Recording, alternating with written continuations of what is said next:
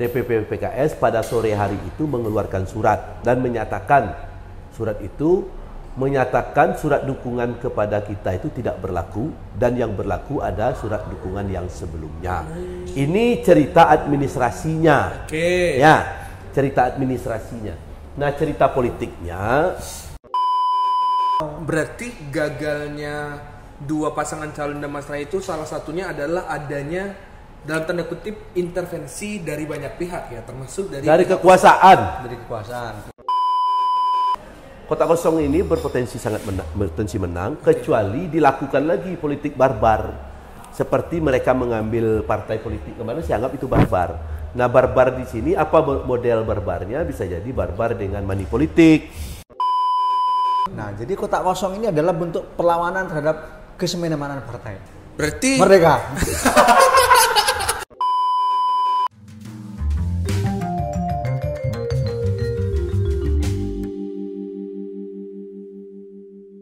Beberapa adik-adik yang nemui saya, "Bang, ada orang istana nemui saya." Oh, di situ saya baru tahu. Serius ini barang. Saya juga ketemu sama Gibran. Saya ketemu. oh gitu. Nah, di situ terungkap juga. Koalisi sebelah itu sejak awal kan pengen kotak kosong. Oke. Iya kan? Konyolnya itu dia pengen kotak kosong, masa dia mau menyetujui PKS yang menyebabkan kita bisa maju. Oh, berarti Dari proses yang dua itu tanggal 2, tanggal 3 saya bolak-balik ke Bawaslu. Saya laporkan semua. Saya laporkan administratif ini salah orang nih.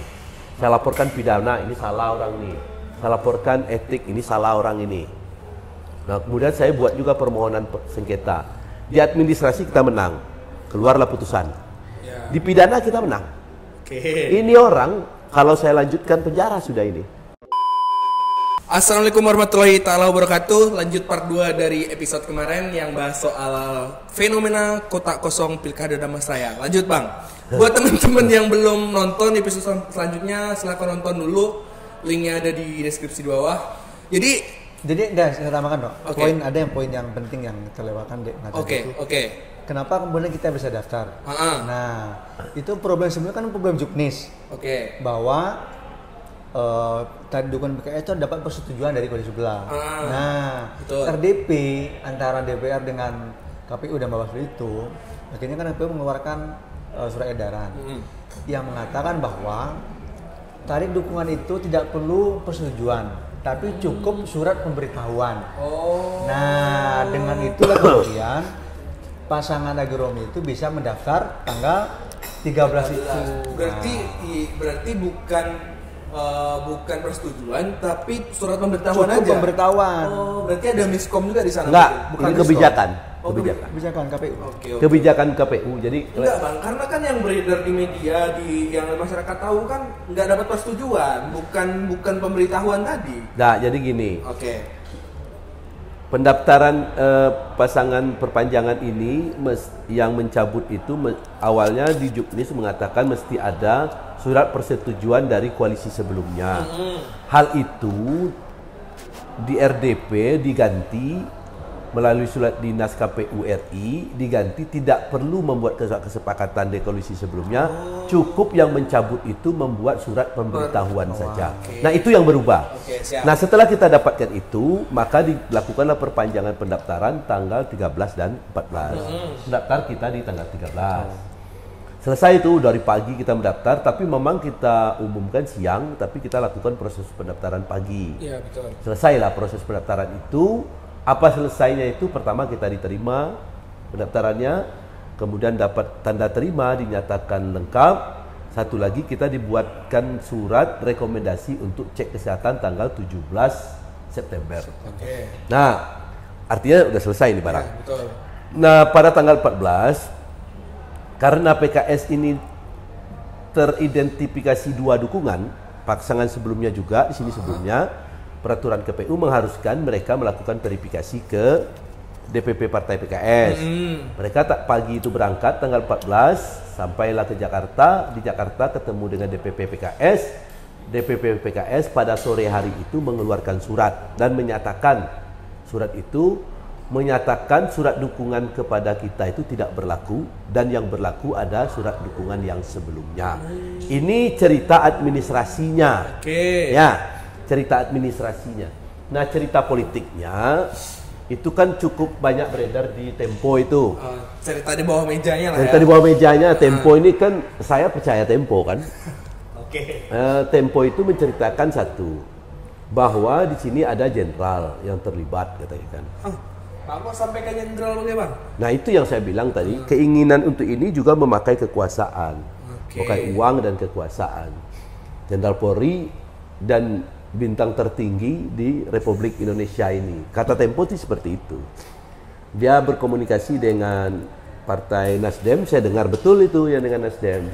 Dia komunikasi ke Partai Nasdem, ke Ketua Umum Pak Surya Paloh juga mungkin. Kemudian dapat informasi yang demikian, memberikan informasi bahwa PKS sepertinya mau geser. Nah kan Nasdem sebelumnya sudah ada juga. Kalau memang tidak ada lagi teman PKS, Nasdem geser saja kan gitu, tinggal sendirian. Nah dari situ dapat cerita kita. Nah, dapat juga cerita dari Tempo itu ada petinggi partai di situ disebut langsung malah Dasko ya. Dasko melakukan komunikasi dengan PKS dan ceritanya itu ada apa ya, dikait-kaitkan dengan rencana koalisi PKS dengan kekuasaan sekarang. Kalau seandainya dukungan PKS terhadap pasangan yang AG Romi ini nggak dicabut, ini akan bermasalah nanti nih koalisi kita ke depan. Ada cerita menteri juga macam-macam kira-kira gitu. Dan memang cerita itu beredar di kita, artinya di situ kita menganggap kalau sudah ada partai lain atau ada instrumen kekuasaan atau ada uang, di situ kita sebut intervensi. Karena daulat partai itu kan berdiri sendiri, tapi ketika dinegosiasikan dengan kepentingan lain, artinya di situ politik tentu ada memberikan kabar petakut mungkin kan, dan bisa juga memberikan kabar gembira. Nah karena kan negonya seperti itu. Nah sehingga memang akhirnya itu KPU menyatakan ini tidak memenuhi syarat, dan sebelum tanggal 17 itu LO dipanggil oleh KPU untuk pengembalian berkas karena ini sudah dianggap tidak lagi. Nah karena keadaan seperti itu kayaknya Pak Adi Gunawan menyerah waktu itu, tidak melanjutkan proses tes kesehatan yang sudah direkomendasikan pada tanggal 17 tersebut. Nah, sampailah terakhir itu kotak kosong dan hanya satu pasang, dan Nasdem posisinya terakhir itu malam 14 itu membuat dukungan menggeser dukungan, tapi bukan sebagai pengusung, sebagai pendukung saja. Makanya nanti dalam proses kampanye ini catatan deh, bagi KPU tidak boleh membuat logo Partai Nasdem itu dalam APK-nya, alat peraga kampanyenya. Karena yang pengusung itu 29 kursi, yang satu kursi itu pendukung, beda, kualifikasinya beda. Jadi itu catatannya seperti itu, dan cerita PKS lainnya itu mungkin ada sama Romi. Saya mungkin di sayanya di situ. PKS kan nggak kalau Nasdem saya bisa cerita. Coba Bang Romi dari sisi ada sisi lain nggak yang bisa diungkap, yang bisa atau memang harus ditutup kan? Bisa jadi. Ya siapa tahu kan ada sisi-sisi yang belum orang tahu ya? Belum banyak orang tahu gitu. Atau biarkan aja nggak tahu. Terserah Bang Romi, silakan Bang. Jadi tanggal 14 September itu saya kan posisi di Padang. Oke. Jadi hari Jumat pendaftaran, malam itu saya berangkat ke Padang. Kenapa berangkat ke Padang? Karena malam Jumat itu terjadi peristiwa Nasdem itu kan.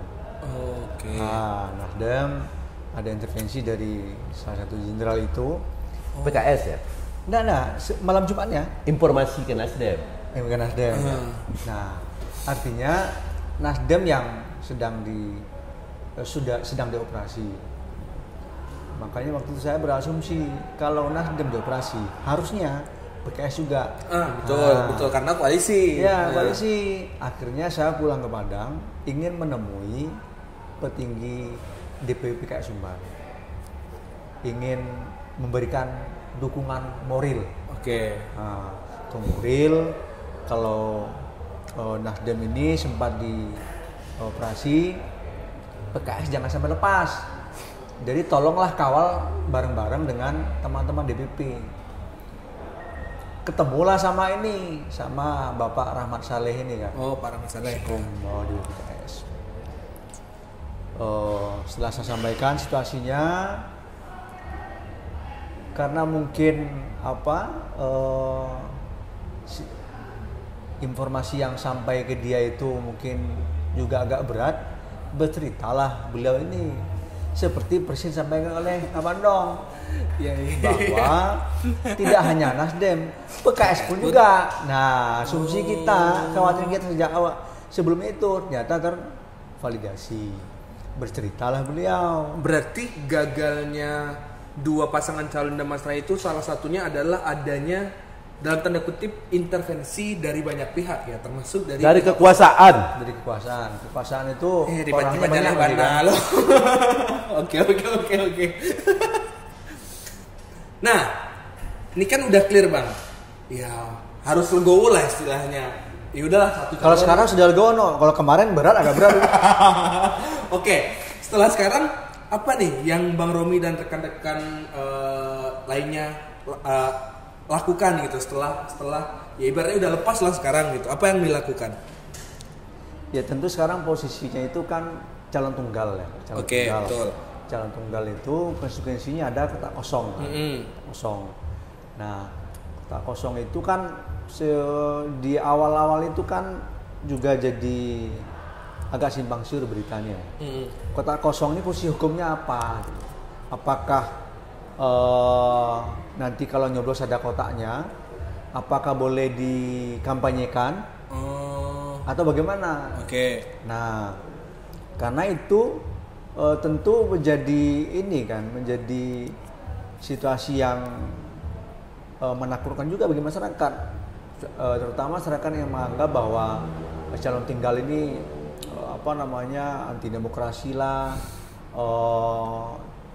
Terjadi macam-macam lah begitu kan. Penurunan kualitas demokrasi lah intinya. Jadi ingin mengekspresikan bentuk protesnya itu dengan kotak kosong. Oke. Nah, tapi kekhawatiran itu terjawab karena terakhir itu Ketua KPU Muhammad Afifuddin mengatakan bahwa Ketua KPU Damasraya. KPU RI. KPU RI, oke. Karena kan yang kotak kosong ini kan ada 37 ya. Ya, banyak.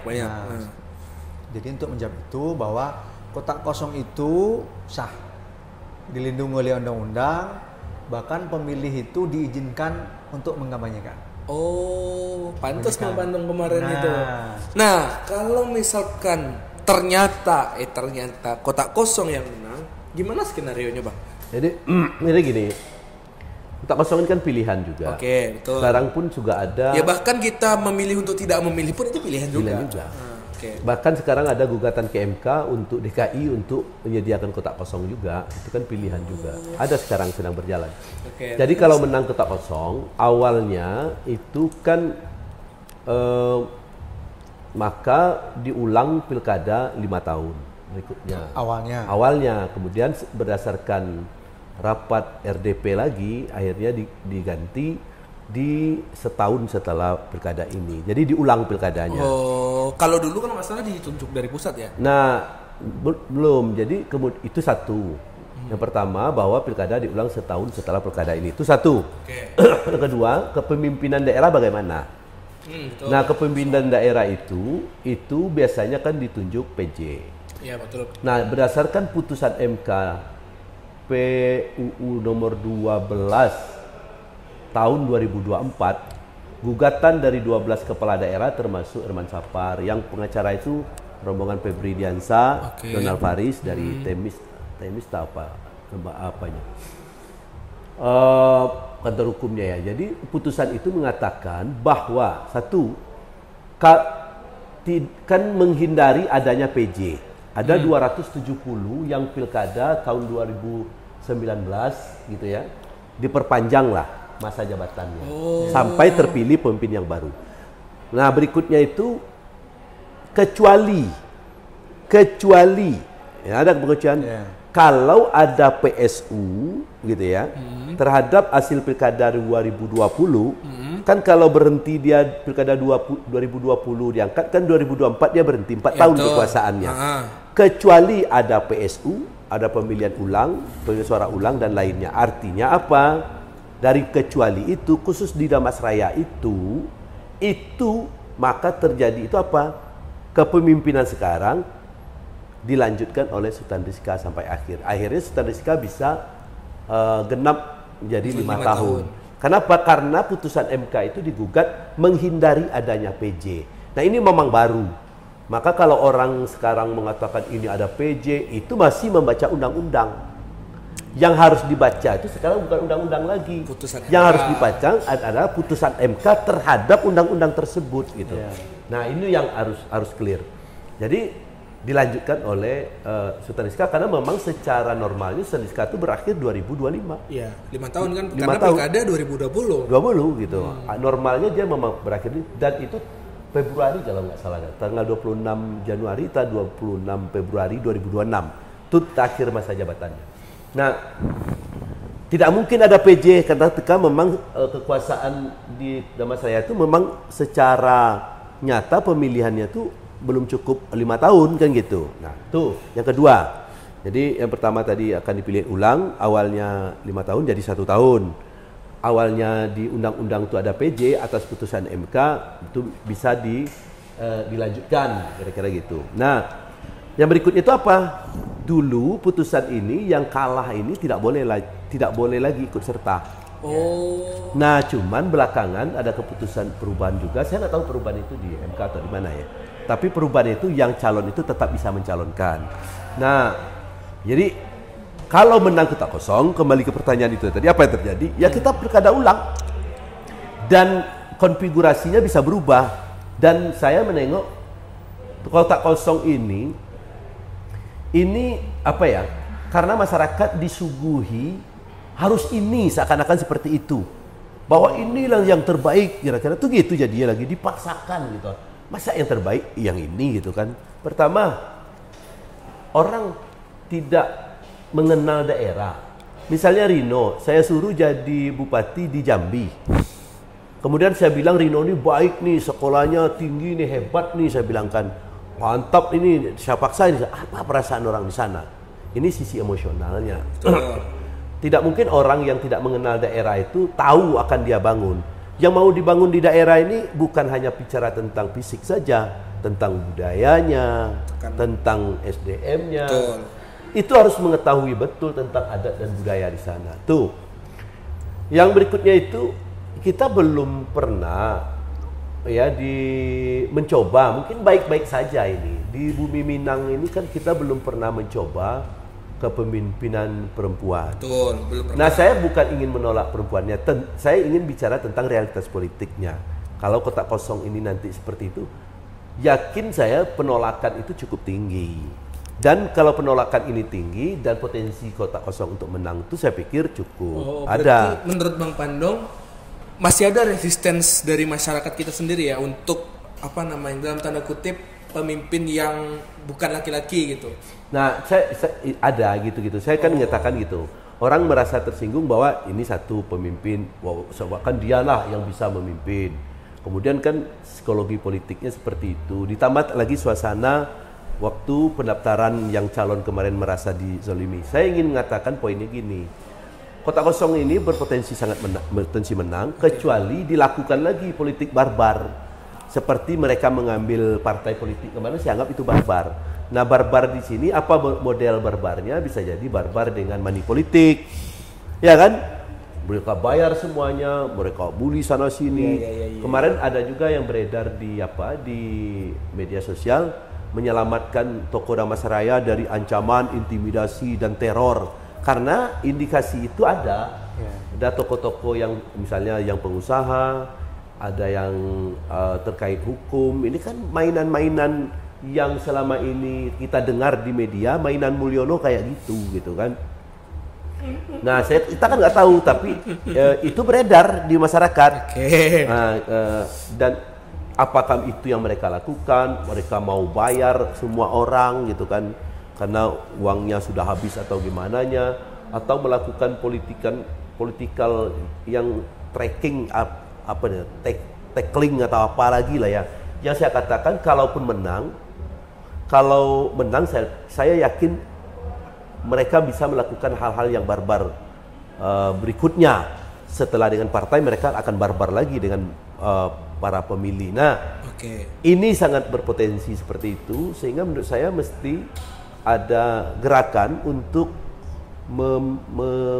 menghalangi barbarian ini. Ini kan berarti kan tindakan barbar dalam tanda kutip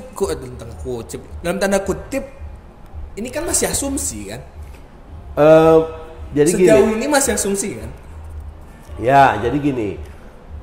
Kalau memang mau pembuktian itu memang itu masih belum bisa kita lakukan ya. Betul. Tapi kan indikasi-indikasi itu mulai dari mereka mengambil partai, tentu energi ingin menangnya ini tinggi ini. Nah, di satu sisi kalau boleh aja sekarang gini ya, tunjuk tangan siapa yang tidak setuju kota kosong. Gini aja, ada AI yang bisa menghitung itu, saya yakin saya sekarang ini menang kota kosong ini. Nah, bagaimana orang yang unjuk sekarang ini menjadi lambat laun gini akhirnya hilang. Nah, saya yakin auranya itu ya, aura energi perilaku politiknya gitu kan, mengarah ke hal-hal bagaimana suara-suara yang menyatakan ini tadi itu menjadi hilang.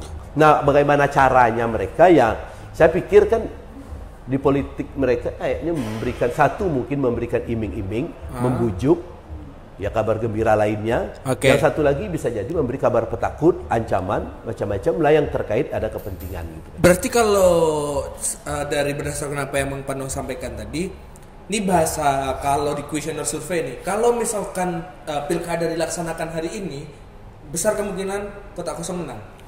Informasinya di survei ya ada survei ini yang terdeteksi di tempat basis mereka aja, yang mereka katakan basis mereka kalah. Apalagi itu dia ada 11 kecamatan, di satu kecamatan itu aja mungkin masih kalah, di 10-nya udah pasti kalah. Nah, sekarang nggak tahu ya apa bisa menggunakan kekuasaan pemerintahan daerah, pemimpin daerah, tokoh-tokoh daerah. Nah, ini saya ingin buat catatan nih. Undang-undang pilkada kemarin itu ingin dibuat dalam waktu 24 jam. Ini kan menggambarkan watak kepemimpinan ke depan. Tapi yang membuat saya gembira, gerakan masyarakat sipil se-Indonesia bisa merubah itu.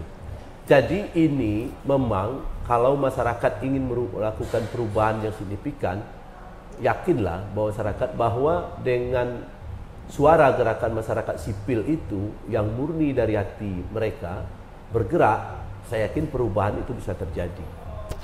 Nah, ini memang harapan-harapan seperti ini tentu tetap kita dengungkan sebagai orang yang ingin demokrasi ini tetap sehat.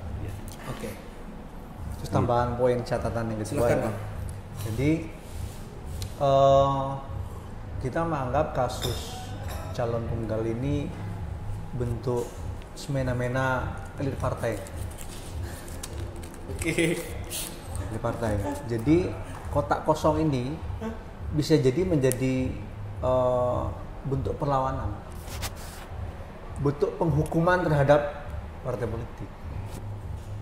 Karena mungkin karena kan begini kan, SK itu kan domain DPP partai. Jadi kalaupun misalnya di level DPC-nya mendukung si A, kalau misalnya DPP mau dukung si B, juga tidak bisa ngapain. Betul. Nah, jadi kotak kosong ini adalah bentuk perlawanan terhadap kesemena-menaan partai. Berarti merdeka. Berarti Bang Toat Kamal. Bang Pandong dan Bang Romi tagaknya di mana gini? Di kotak kosong berarti. Saya bukan itu, saya pengen dari dulu kan masyarakat punya kesadaran politik. Ya, pasti. Nah, perlawanan terhadap kotak kosong dengan itu saya anggap tidak sehat. Tentu saya tetap ingin bergerak dengan kesadaran untuk bersama-sama dengan masyarakat menyatakan pendapat. Dan hari ini pendapatnya itu ingin melakukan perlawanan. Dan perlawanan itu saya maknai untuk memperbaiki keadaan. Betul. Jadi jangan pemaknaan perlawanan itu bukan sekedar hitam putih harus ini dan itunya. Kita juga pengen tengok apa sih baiknya kotak kosong ini. Nah, di politik ada hitam putih, Bang. Jadi itu abu-abu ya. Dan semacam ini mengingatkan partai politik. Partai politik adalah wadah aspirasi masyarakat. Betul, karena terahnya partai politik kan itu. Jadi ini semacam koreksi untuk partai politik. Dan saya yakin energi ini dari Romi tadi itu mengatakan demikian. Kalau pilkada ini terjadi tahun 2025 ke depan, saya yakin akan muncul 1 calon independen minimal. Bisa jadi 2. Nah, karena kan kritikan terhadap kebijakan pusat partai tadi itu, dan trauma juga orang kan dengan partai urusannya bisa berabe katanya kan. Dan saya yakin kalau pilkada 2025 berlanjut, persiapan orang calon untuk calon independen sangat euforia sekarang ini. Mungkin dan bisa jadi 1 minimal, bisa jadi 2, bahkan lebih. Berarti kalau misalkan ada kemungkinan kotak kosong menang dan pilkada diulang di 2025, berarti ada kemungkinan muncul beberapa calon independen dan kalau 1 saya pikir udah yakin saya muncul. Pasti muncul 1. Tapi feeling saya mengatakan bisa lebih dari 1 calon independen. Alasannya itu tadi. Hilangnya kepercayaan masyarakat ke partai politik tadi. Ya, dengan fenomena ini juga kan. Dan ini baik juga. Jadi ekspresi masyarakat bisa menjadi tersalurkan, kepercayaan diri masyarakat bisa jadi bertambah bahwa gerakan rakyat itu bisa merubah keadaan. Misalnya ada kebijakan di parlemen, sebetulnya di jalanan juga bisa merubahnya itu. Atau ada sesuatu kejadian yang luar biasa, masyarakat kalau berteriak bersama bisa merubah keadaan. Nah, parlemen jalanan. Kalau memang ini bisa terjadi, kemudian terrealisasi, tercapai gitu ya, saya yakin ini baik, akan meningkatkan kepercayaan diri masyarakat. Nah, dengan kepercayaan diri ini adalah modal masyarakat untuk bisa berpartisipasi dalam dunia politik. Nah, ketika partisipasi masyarakat itu tinggi, saya yakin tata kelola pemerintahan akan jadi lebih baik karena ada koreksi, ada dialektika yang lebih baik. Dan ini mudah-mudahan ini menjadi momentum bagi Damastraya untuk memperbaiki keadaan. 1, yang kedua ini jadi momentum meningkatkan percepatan kesadaran politik masyarakat, dan ini jadi momentum juga untuk pembelajaran politik sehingga ada pendewasaan yang cukup tinggi. Pendewasaan politiknya tinggi sehingga ini bisa warga masyarakat Damastraya mendapatkan fasilitas belajar politiknya secara konkret. Dan insya Allah ini akan, kalau kotak kosong menang, menurut saya Damastraya akan lebih baik. Akan lebih baik. Tapi kalau seandainya bukan kotak kosong yang menang, saya yakin kekuasaan itu auranya diawali dari proses. Kalau prosesnya itu biasanya ada indikasi yang diasumsikan orang tidak baik, saya yakin dalam menjalankan kekuasaan itu nanti tidak akan baik-baik saja. Saya yakin dengan itu. Terakhir, kalau nyontek bahasanya Bang Toat, closing statement lah dari Bang Romi dulu. Silakan. Closing statement saya adalah demokrasi di Damastraya harus ditegakkan. Substansi dari demokrasi itu adalah membuka ruang sebesar-besarnya untuk melakukan seleksi kepemimpinan. Jadi calon tunggal itu adalah anti demokrasi. Terus yang kedua, kehadiran kotak kosong harus menjadi koreksi bagi partai politik bahwa jangan sampai aspirasi masyarakat tidak dianggap apalagi dicuekkan begitu saja. Jadi ini saya kira koreksi untuk partai politik. Oke. Kalau dari Bang Pandong, silakan. Saya ini ya, jadi masyarakat sekarang kalau ingin Damastraya lebih baik, itu datang ke TPS, coblos kotak kosong, kita akan perbaiki keadaan itu kembali. Setuju. Karena itu yang paling penting, karena ini momentumnya demikian, dan suarakan nurani, momentum kita lepas dari bujuk dan rayu, dan suarakan nuranimu dengan tanpa rasa takut dan tanpa dibujuk dan dirayu oleh yang lain. Dan saya yakin kalau seandainya bukan kotak kosong yang menang, Damastraya nanti tidak baik-baik saja, karena prosesnya yang terjadi memang tidak baik-baik saja. Nah, itu mungkin harapan saya, lakukanlah dengan kesadaran bahwa setiap yang dilakukan itu seharusnya bermanfaat untuk orang banyak.